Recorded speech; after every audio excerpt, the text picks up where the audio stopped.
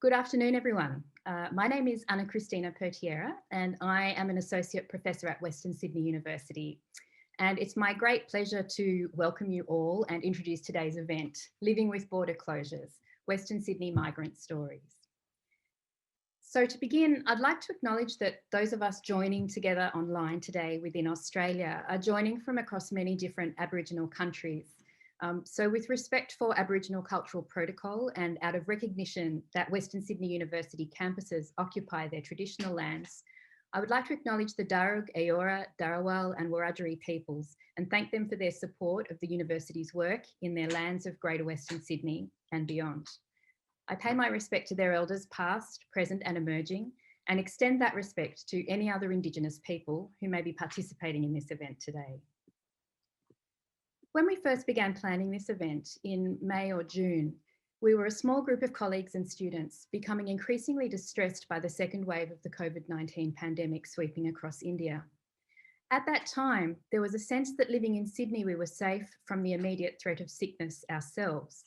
But for many, despite living relatively safely in Australia, there was and is an ongoing stress of distance from loved ones, acute concern for their health in other parts of the world, and a long-term need to care for them emotionally, economically, and in other ways. Within Australia, most media debates seemed to present the pandemic at that time as a problem happening in other places, with insufficient recognition that all of us as Australians are intimately connected in everyday ways to places beyond our national borders. Living with border closures may be necessary, but it is painful. It is not just a matter of missing holidays. It has disrupted the very basis of family life and changed how many of us can imagine our immediate futures. So we wanted to create a space to listen to the stories and perspectives of many people whose different experiences of living through this time have been largely unheard. Our focus is on Western Sydney with an attention to migrant families, but many of these stories and experiences may also resonate more widely. Of course, since our initial planning of this event, the situation within Greater Western Sydney has changed substantially, and many are now living with multiple layers of border closure, not only transnationally, but within and across local government areas. We understand and expect that our conversations today may shift in focus as a result, as participants share their experiences, opinions, and testimonies, reflecting not only upon the past 18 months, but perhaps also on more recent events. So we welcome your thoughts and ideas and questions to our panellists through submission via the Q&A feature on your Zoom screen. Today's agenda is rich with many different modes of presentation. And to begin with, I'll in a moment introduce our opening speaker, Senator Dr. Mehreen Faruqi. Then the next section of the event will be hosted by my wonderful colleague, Associate Professor Shanti Robertson, who will be moderating a panel discussion. And Shanti will introduce our great panellists at that time. At the conclusion of the panel, it's our pleasure to provide some short curated stories, a number of brief personal and creative contributions from members of different communities who are reflecting on their experiences of this pandemic. And throughout the event, we invite you to provide questions and comments which we'll pick up on at various points across the session and then return to in more detail as time permits at the end of our event. We really thank you for your contributions and for sharing this next hour and a half with us. And now we are very lucky to have our opening address by Senator Dr. Mehreen Faruqi, and it's my pleasure to introduce her. Senator Faruqi is a civil and environmental engineer and a lifelong activist for social and environmental justice, who is the Green Senator for New South Wales. In 2013, she joined the New South Wales State Parliament, becoming the first Muslim woman to sit in an Australian Parliament. And in 2018, Senator Faruqi became Australia's first Muslim senator. And I particularly thank her for taking time away from Parliament sessions today to speak to us. So please join me in welcoming Senator Mehreen Faruqi. Thank you so much, Anna. Hello and good evening, everyone. And I'll start also by acknowledging the traditional owners of the many lands, as Anna said, we are gathered on this evening. I'm on the land of the Gadigal of the Eora Nation, and I pay my respects to elders past and present. Wherever we are in this country, we are on stolen land. And this land is, always was, and always will be Aboriginal land. And I do this acknowledgement in full recognition of the fact that we are still so far away from justice for First Nations people.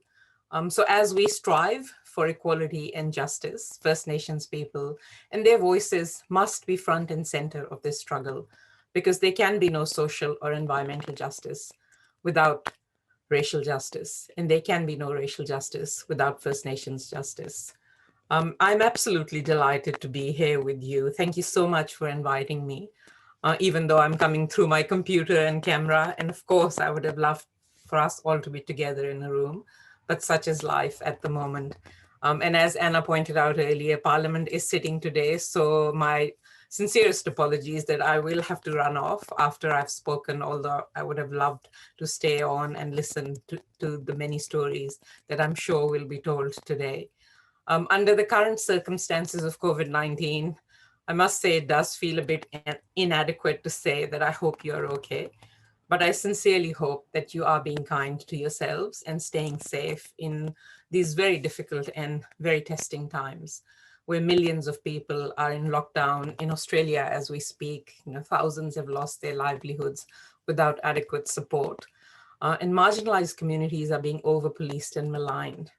And tens of thousands are still stranded overseas.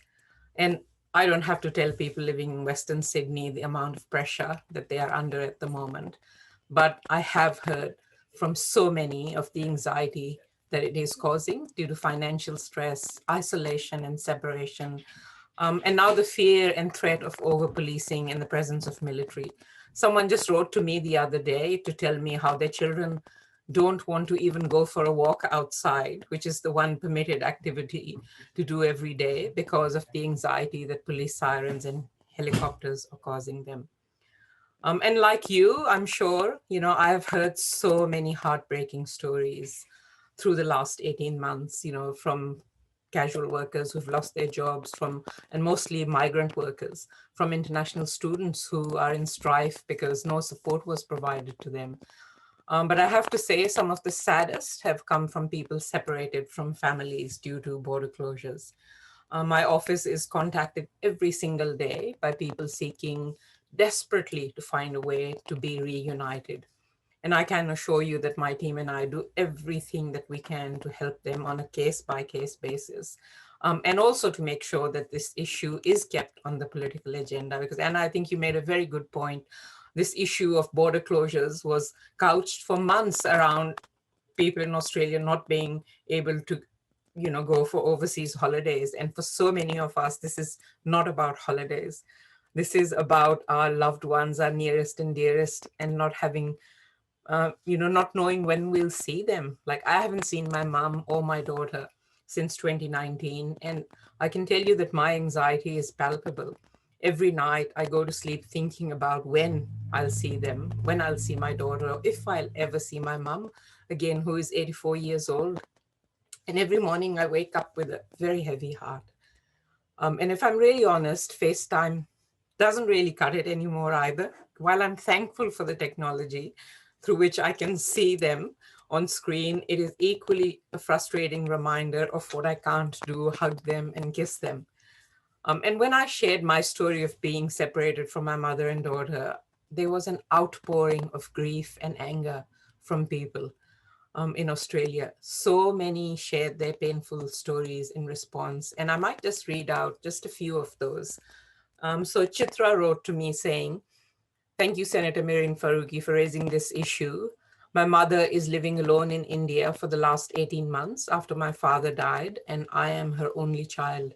She is fully vaccinated. I'm waiting desperately to hug her and hold her, but there is no date I can give her without the government putting out a plan. Let's push for the government to put forth a plan to reunite Aussie families."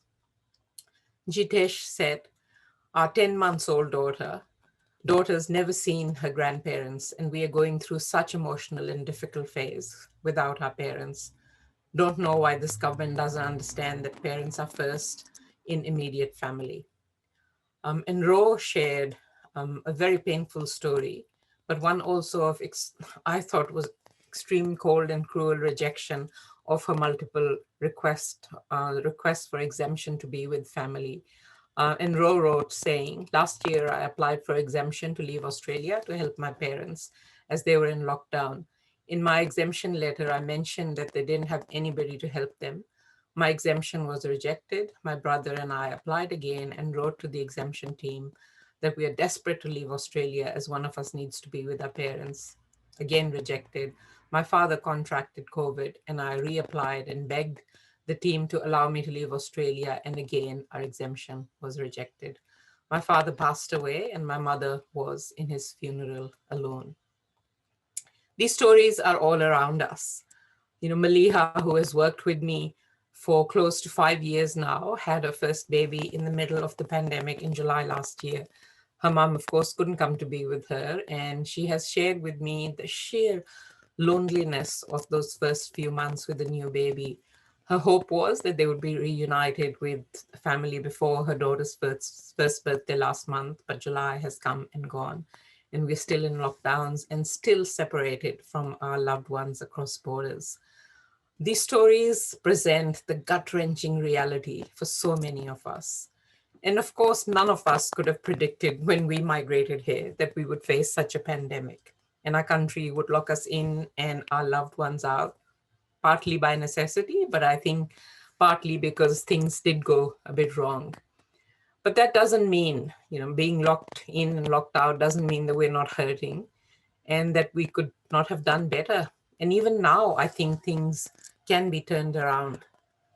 For months, I actually buried my anger about what I call farcical border closures in Australia because they are for everyone, but for the rich, the famous, and well connected.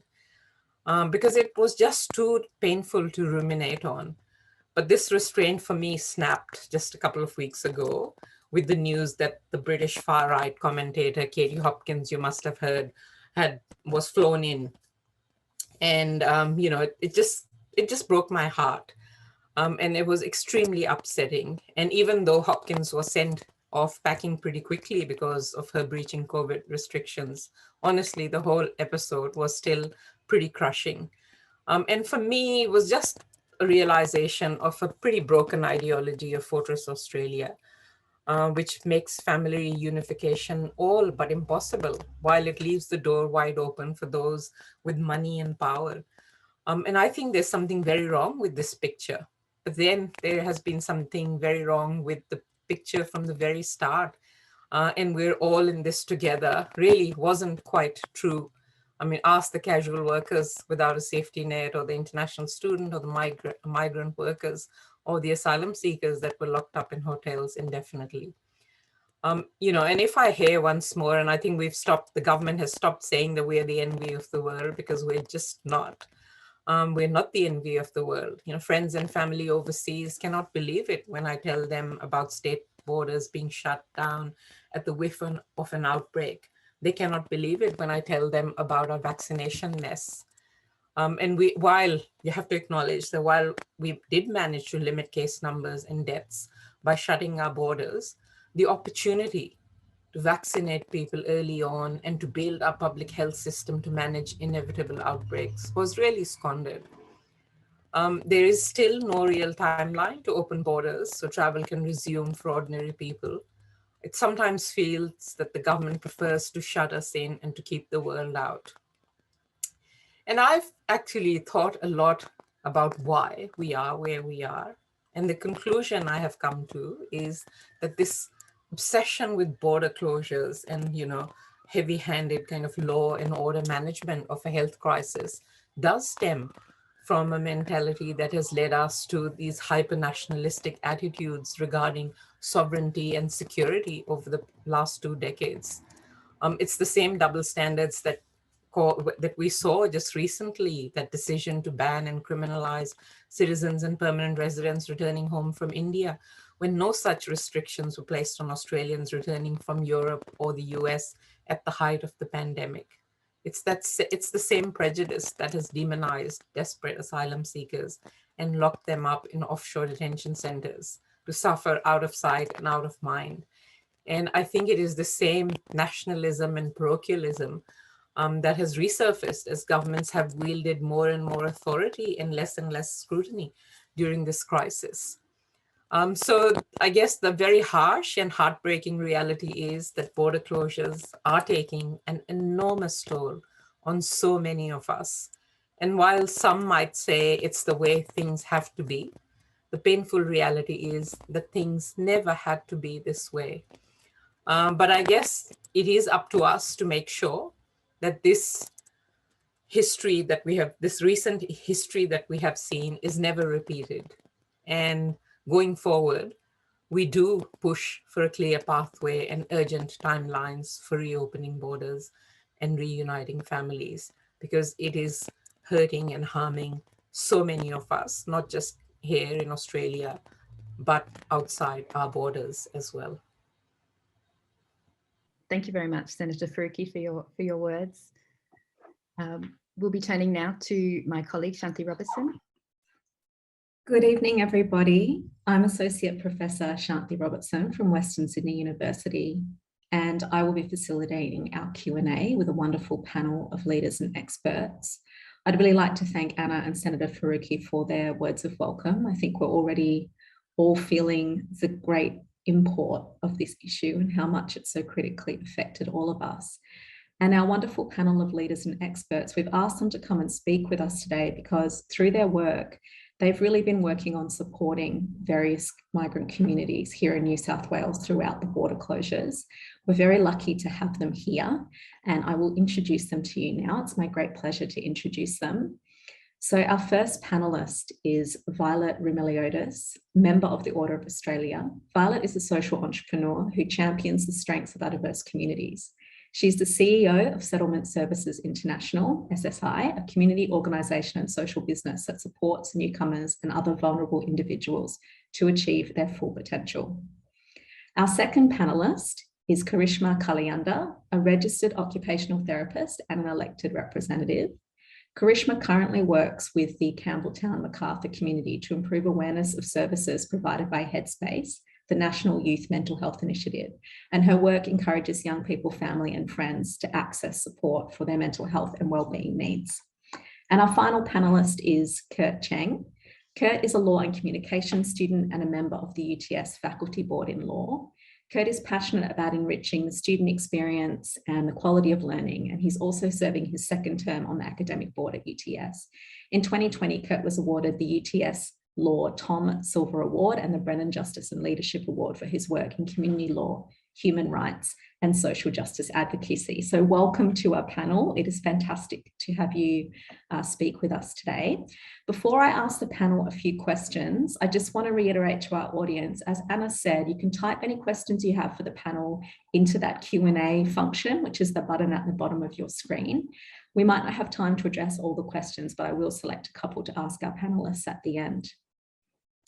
So the border closures are affecting many of us, but in different ways. And each of you on our panel, you work with specific communities, both within and beyond Western Sydney. So Violet with refugee communities and other new arrivals, Karishma, among other things, you're doing a lot in the mental health and youth spaces.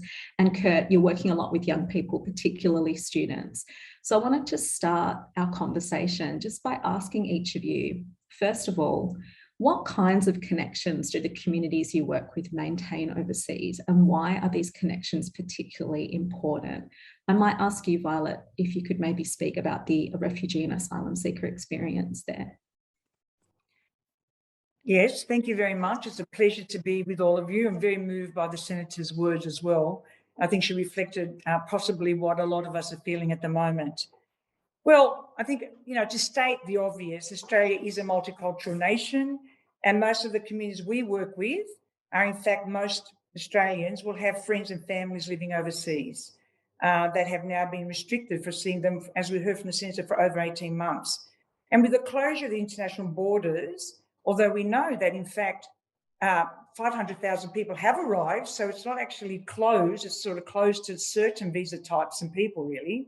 Many immigrants and transnational families are struggling with this prolonged separation. And people have missed the birth of their children and death of loved ones and other key milestones.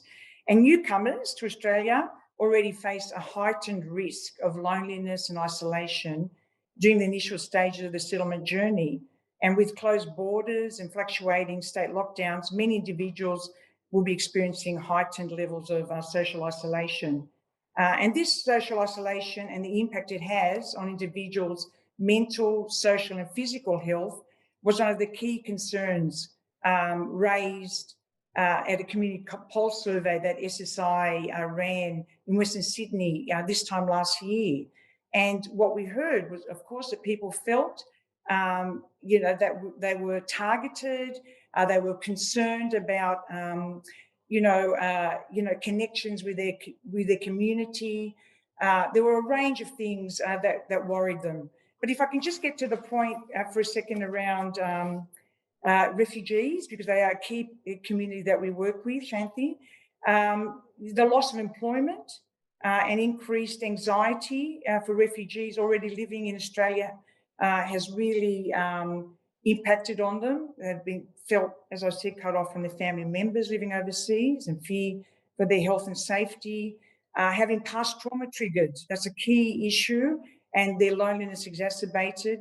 And challenges really with access to reliable, trusted information in language. We know that from that survey that I referred to, when we asked them how they preferred information to be provided, it was not top-down, government-down, but it was very much peer-to-peer and from trusted sources. So community leaders, faith leaders, and case managers, and organisations that they trust.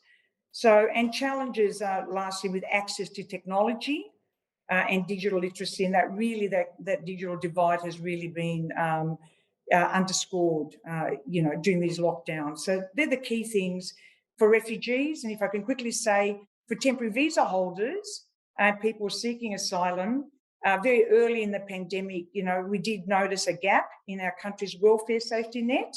Unfortunately, none of the stimulus package last year was targeted towards temporary visa holders and people seeking asylum. So those who arrived post-2012, even though they'd been granted visa refugee status, don't have a permanent pathway and are not entitled to many of the resources. Unfortunately, Australia is a country where services are provided based on visa type and not on need. And it's an extraordinary situation for us to be in. I don't think there's any other country that does that. So a child that needs protection or a family in domestic violence situation, it really depends on your visa type, what sort of assistance you will get. So these are the sort of balances, sort of issues that organisations like SSI, our member organisations in Western Sydney, Western Sydney MRC, Syd West, etc., are experiencing, and trying to do our best to support people around these challenges at the moment. Thank you so much, Violet. I think a couple of the things to pick up on there, particularly around digital access. I think many of us are experiencing separation from families, but often we take for granted that we can use FaceTime or we can use Zoom. We've got internet connection to enable us to feel that sense of connection in some way. But for many people out there, they don't necessarily have that access and those capabilities. So I think that's really important. Obviously, the visa and service provision issue is a critical one too. So Karishma, what about you? Do you have anything to kind of add to Violet's comments there, or anything for the young people that you've been working with in Campbelltown, Macarthur region? Are there any specific issues that are coming up there around border closures? Sure. Thank you, Shanti. I think, Violet and Maureen have painted a really sort of vivid picture of the sort of experiences that we're seeing out in our community when we talk about, connections that not just young people, but a lot of different members of our community have with overseas communities. Family is definitely a really big one. We have a huge and growing proportion of young people who identify as second generation migrants. So they may have been born and brought up, in Western Sydney in Australia, but they do have extended family and close contacts in overseas places. And those aspects of their support networks and people who they would ordinarily contact are further away than ever, from the perspective of a lot of young people. And I think this is a phenomenon that we're sort of just starting to see coverage of in the media, but there's been a sense of grief amongst a lot of young people who have had to very quickly change the goals that they have had for, or the future that they have seen for themselves. So in Australia, we have a very strong culture of, taking a gap year or working or studying overseas as part and parcel of that coming of age.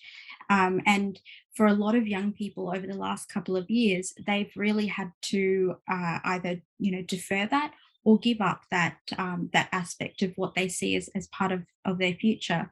And that has led to a range of knock-on effects in terms of not just what they see for themselves and what they see for their peers, but it has also really impacted businesses and those sorts of relationships within my community that I've seen. So, as a counsellor in the Liverpool area, we are the home of the new Western Sydney Airport, as well as the Health and Innovation Precinct, which were real sort of real drivers of hope early on in my term, when I was having conversations with young people in local high schools and even primary school age children. These were sort of really amazing things that were drivers of what they saw as projects that they could be part of going into the future.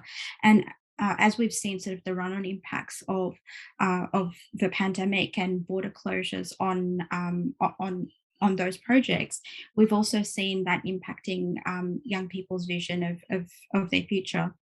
And I think when you look at the sort of opportunities that people have in other parts of the world, be it in sort of innovation sectors or the mobility of people around the world, young people here in Australia look at that and they sort of, I guess they see this sense of lost opportunity in terms of what could have been. And as Senator Faruqi said in her opening remarks, the real ball that has been dropped by the government in terms of, getting a little bit of a head start on the response to the pandemic, but then, not having that gold standard approach that that the government's prided itself on.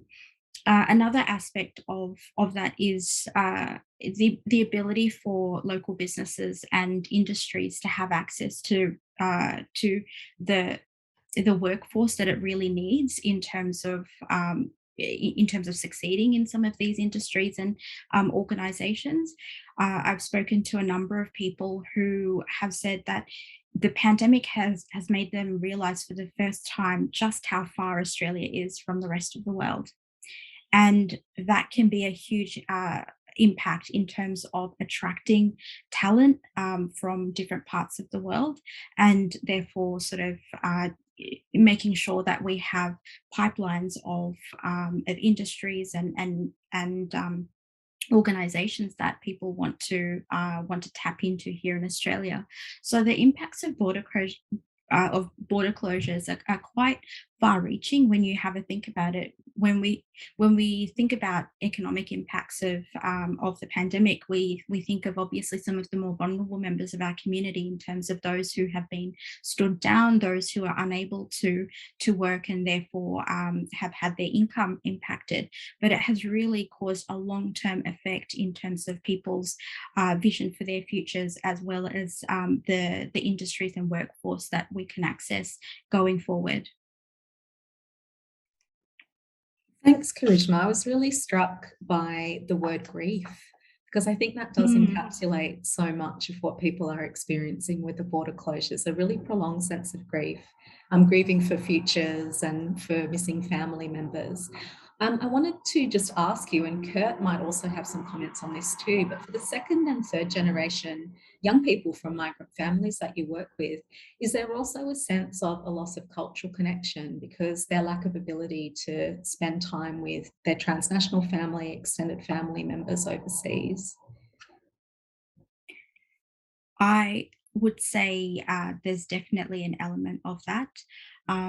Growing up, my family sort of went back. My family is originally from a sort of regional part of India, and we went back to visit extended family sort of every 2 to 3 years.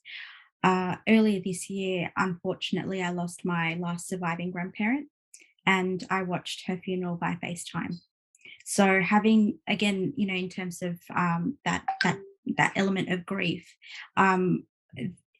you sort of realize just how much of a random emotion it can be at times, where you think you're doing fine, and then all of a sudden something comes along and it will trigger that again. And I think similarly, that sense of dislocation from cultural roots, from cultural connections, is also a little bit random, where for the most part you don't really realize how it factors into your daily life. But then there are times when that sense of feeling quite distant from your extended family or from your cultural roots really hits home.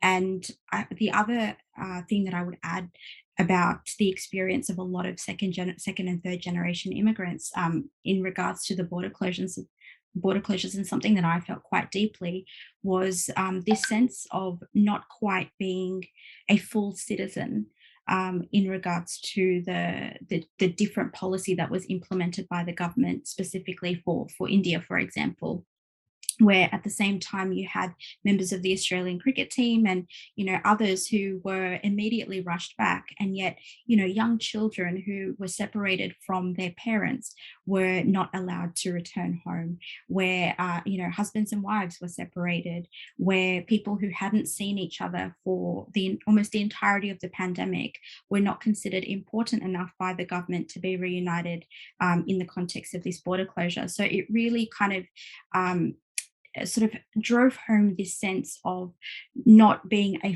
full Australian, despite my passport being Australian, despite me considering myself as an Australian, and this being the only home I've ever known.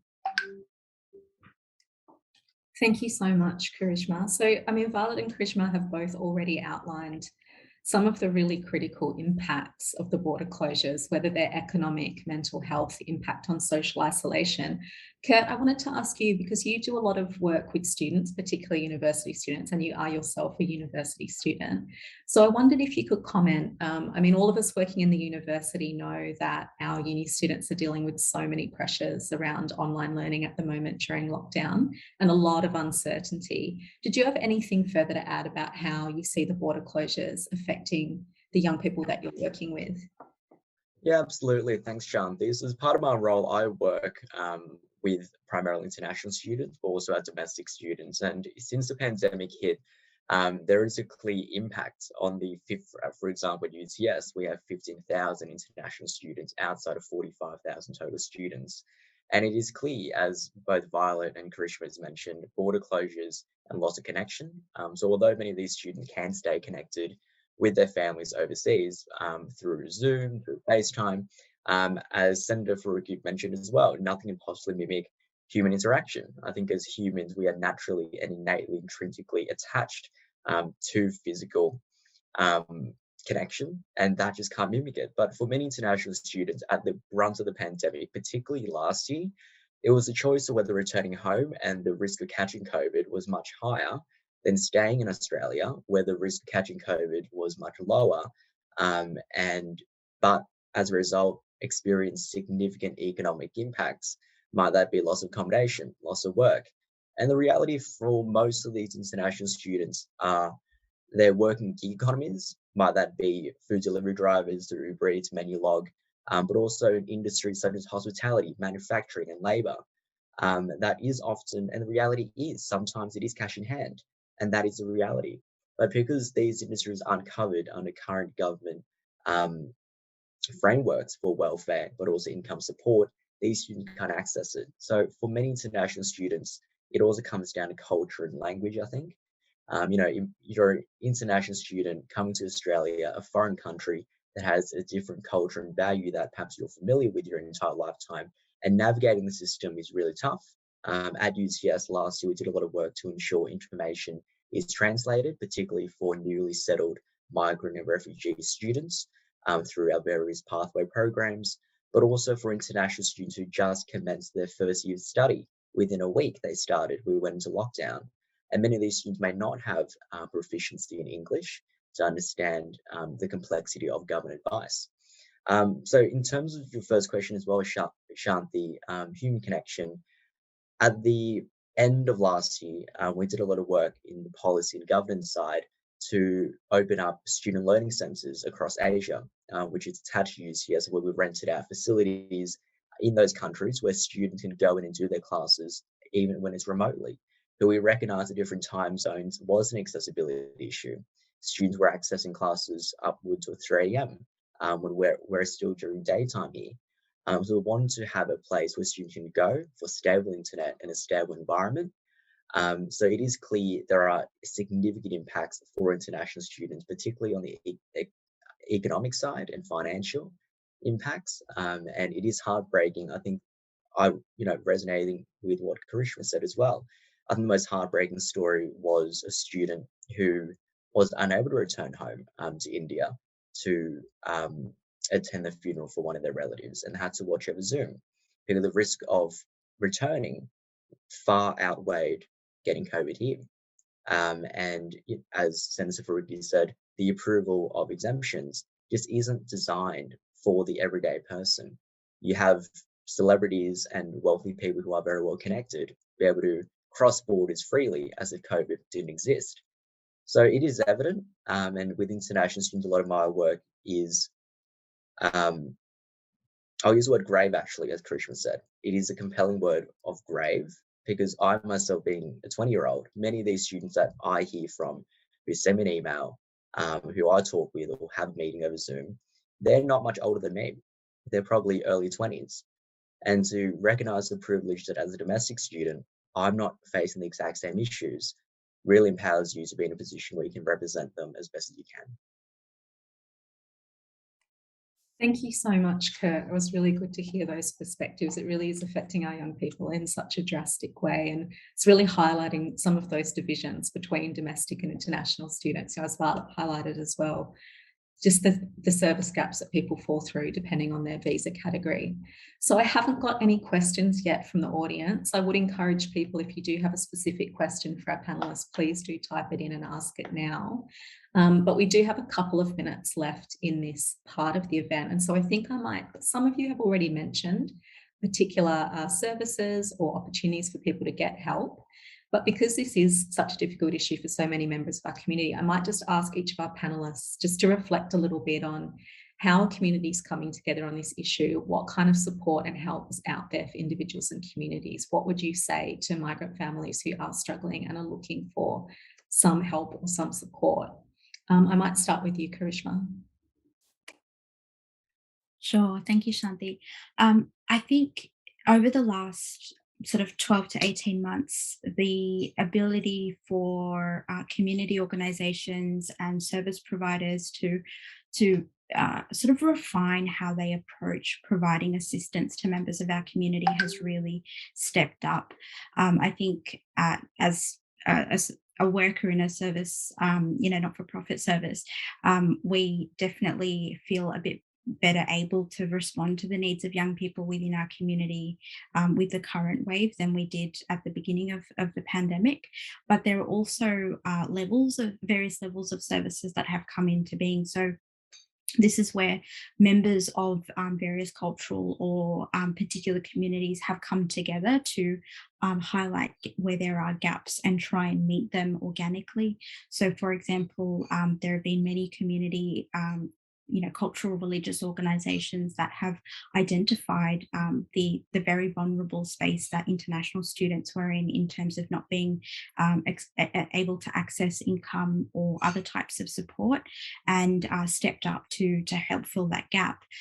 There were other organizations that identified other quite vulnerable parts of the community and had a look at how we could best assist there. I know, for example, with my Liverpool Council hat on, Council was able to convene various service providers and work with the New South Wales government to very quickly house pretty much the entirety of the homeless population within the Liverpool local government area. And that is something that was a priority for our community, in the sense that we didn't want very vulnerable people within our community to be left literally out in the cold. And I've also seen other types of support be identified, whether that is, networks of people coming together to share job opportunities, or, things that can that ordinary community members can do in order to address some of the needs that they're seeing out there in the community.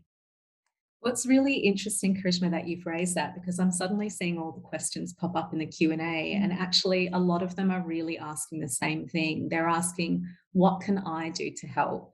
I wasn't necessarily aware of the impact of these issues, or I'm a domestic student at a university. I want to try and reach out and help international students.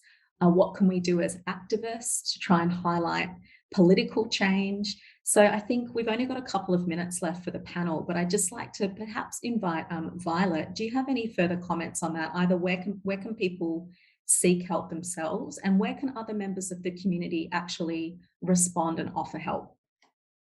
Oh, we've seen amazing collaboration from community, because I think many times we do look to government to offer solutions, and unfortunately they can't always meet the needs. And what I find is that when communities activate, which they do, they listen to the needs of their communities and they respond according to those needs. And so it's not one sort of, idea or approach. And we've seen, numerous restaurants like Oz Harvest and Columbus Social offer free meals. And we've had volunteers step up and say, we'll deliver meals, because people were nervous about traveling or couldn't afford to travel. We've seen SSI and other organizations set up vaccination clinics where people in community centers, in safe places where people feel they can come and they can, receive the information they need, and then take that information out and say, look, I went and I got vaccinated, and, they get information in language and they feel it's a trusted environment. We've seen others step up around phone trees, ringing up and just checking in. Hearing a human voice, how are you? How are you going? That's a wonderful thing to be able to do. And opportunities for care packages. Addison Road Community Centre and other places that are offering meals or packages. We have Staples Bag, where we package together, staples for people, culturally appropriate, and send them out. So lots of opportunities. Your local organisations, in Western Sydney and Southwest Sydney, there's a plethora of organisations and community leaders that come together. There's networks, and they communicate, and they approach a bespoke approach to their communities. And I guess that's a key message to me in terms of advocacy. A year ago, I have to say this, we had done some research and we saw what happened in the high rise in Melbourne. And colleagues there were saying, don't let this happen in New South Wales. To your communities, to our multicultural communities. And unfortunately, though, we did. We didn't learn from the mistakes there. And we'd taken some positions to government because we had listened to community leaders and a range of others, community groups, and set up a multicultural COVID coordinating committee, have some resources, have business there, have health experts, have community representation, and actually have a bespoke approach to engaging, communicating with multicultural communities in Western Sydney. So unfortunately, that didn't happen. And now there's a lot of reactive things happening. However, again, as community, we do have control, and it is really about listening and responding as proactively as we can. Thank you so much. That's one of the things we're really hoping to achieve this evening, is that kind of sense of just listening and thinking about what we can do at a local level. So we are out of time for this panel Q&A, but I am going to bring our panelists back towards the end of the event, and there have now been some fantastic questions posted in the chat. So I'll try to come back to a couple of those towards the end. But now I'm going to pass on to my colleague, Dr. Sukhmani Khurana, who is the Vice-Chancellor's Senior Research Fellow at Western Sydney University. And Sukhmani is going to be introducing some of the personal stories and artistic contributions that reflect upon living in the pandemic. Thank you so much to our panelists for your contributions, and we'll see you soon at the end of the event. Thank you, Shanti. And it is my pleasure to introduce some of the curated migrant stories that we'll be playing for you. I'm going to introduce all of the stories, and then we'll play them in the order that I'm introducing them. The first one is titled The Living Grief of Border Closures. This is the story of Ellie, an expat from Iran living away from her family who has felt helpless and heartbroken in the face of the government's lack of communication and unwillingness to commit to any kind of timeline in opening the borders. She could not return to her country of birth due to the border closures to attend her mum's funeral. The second one is titled Come Back to Life, and this is a written and recorded presentation by an international research student at Western Sydney University. The poem shares the experiences of migrants and the emotional state they're in during these times of border closures. It narrates the craving for family that they go through. And now we should be able to play you the first story. The border closure have hit me and my family really hard. Sadly, I've recently lost my mom, and due to the border closure, I couldn't go back to my country of birth and attend my mom's funeral nor any of her ceremonies. You might be frustrated or upset not to have had a chance to say goodbye in person or to be there when your loved one passed. Dealing with the loss of loved one at any time is distressing. Losing someone during the coronavirus pandemic will bring, and in my case has brought, additional challenges. As those who have suffered losses can attest, coping with the loss of someone you love is one of the life's biggest challenges. While there may be the time as you're coping with loss, we all can agree that it is also crucially important to gather a support group around you for those times when you might need them. The word family stand out during this time of sorrow, who can and should be assessed during one's grief process. Families can be a source of emotional support as well as physical needs. Now I don't have that support.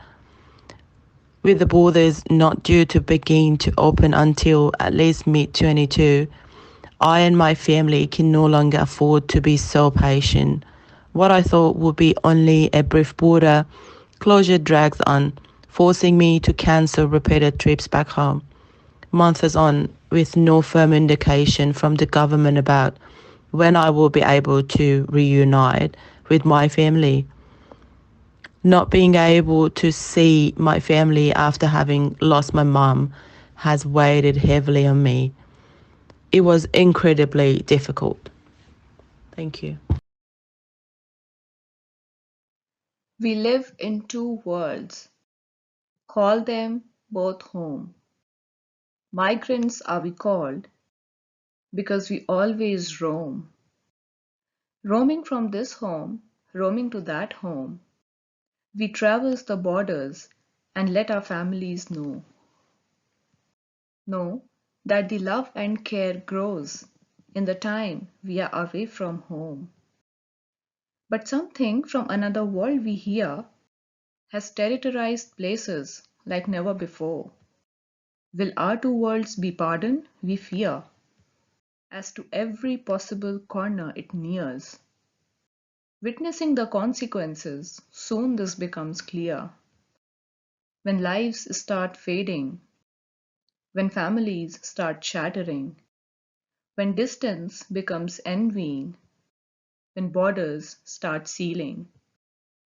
Our one home here, our one home there, get sealed airtight while concepts emerge. Distancing, closures, and quarantine. In no time, this something swallows hundreds of lives. We roamers could not help but remain petrified. Being in one home here, anticipating loss in another one there, we witness how immediately changes in both emerge. Changes that changed our lives, changes that created void, changes that left our families agonized, and how border closures were normalized. We still are the migrants, but no more roamers. We are sealed in this home here, while our near ones in another. The viral clouds become denser and denser, and traversing the borders now encapsulates fear. But what about the love and care that distance has made stronger? We yearn for a reunion now a little more than ever, and anxiously wait for closures to go away forever. How do we hope our life will regain its color? We struggle and struggle and struggle. We toil the emotions, we toil the life, but only the closures are publicized. We crave for our families, we live in black and white, only wishing that both our worlds come back to life.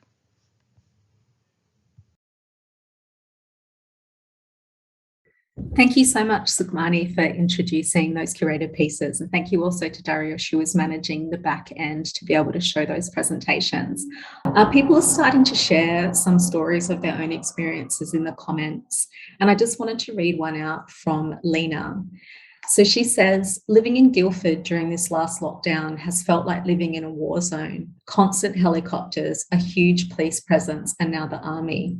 I wonder what psychological impact this has for the many refugee communities in our areas. During this time, we haven't received anything in our mailbox about what's going on in English or in any of the languages of the communities who live here. I think that we will come out of this pandemic even more divided as a city and a nation. I think the injustice, treatment, and approach is both classed and raced. So the government does not understand intersectionality after all.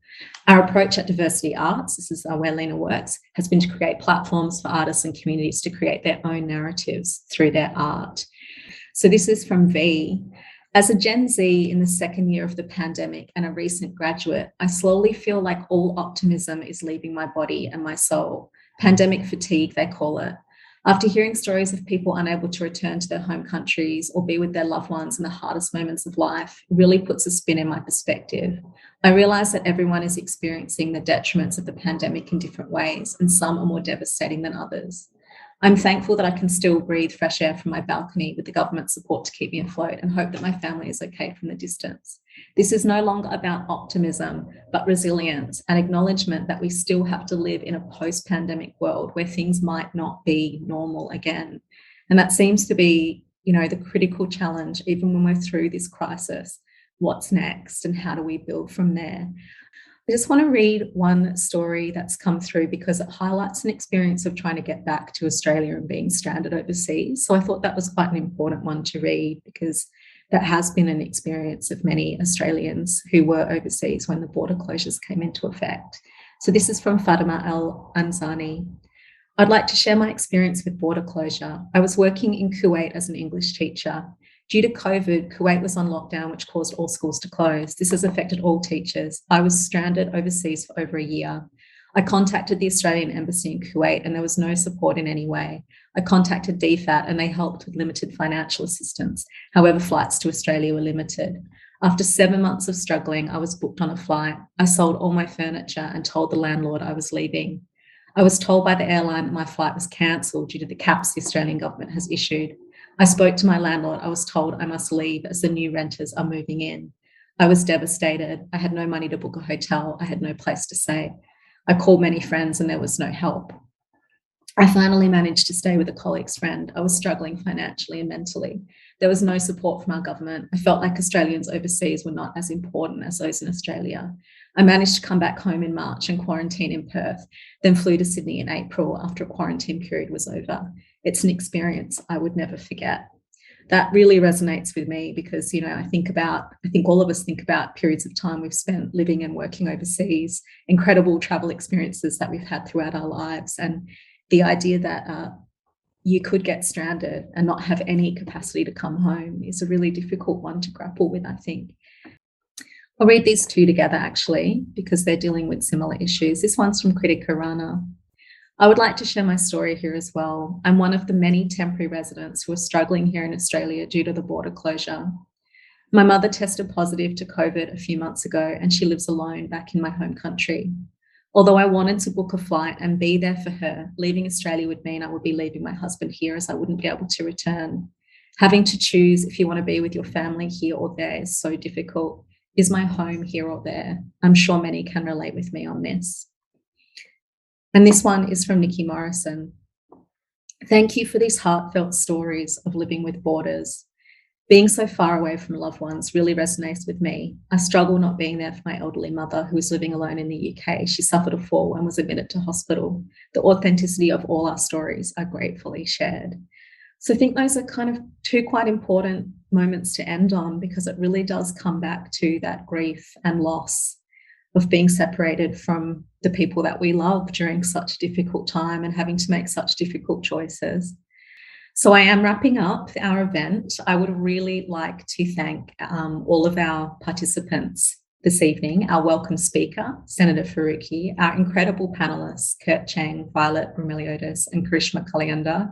It has been so valuable to have your expertise today, but I also really want to thank you for all of your leadership and your incredible work in the community. It means so much to all of us to have people like you out there advocating and fighting for our migrant communities. Thank you so much to the community members and artists who shared their personal stories with us today. I definitely need to thank the Urban Living Futures in Society research theme and the research theme champions, which includes Associate Professor Anna Pertiera, but also Professor Nikki Morrison, for supporting this event, as well as the Borders and Diversity Research Program at the Institute for Culture and Society, who have co-sponsored. There is a really incredible team of researchers and professional staff at Western Sydney University who put this event together, and on that team, we have all, in fact, been really personally impacted by the border closures. So for us, it was far more than about a kind of academic interest. It really was in wanting to listen and to share. So the team that put together the event, Anna, Sukmani, and Hamani, who you've heard from today, but also Dr. Dario Shazad, who's been working tirelessly on this event for many weeks and has been behind the scenes today, making sure everything's running smoothly. And the five of us as a team would also like to thank the incredible Elise Blight, who has provided really critical event support from ICS. And finally, thank you so much to everybody in the audience who has shared their stories and thoughts. For us, the Western Sydney University team, this event has always been for us just a first step into trying to deepen our understanding, our dialogue, and our listening on this issue. We hope to have more opportunities to engage you and to hear from you soon. It has been really quite an emotional hour and a half. So before I close, I just really want to encourage all of you to take care of yourselves, take care of each other, stay as safe as you can. And yeah, we hope to connect with you again soon. Thank you all so much for your contributions tonight. Good night.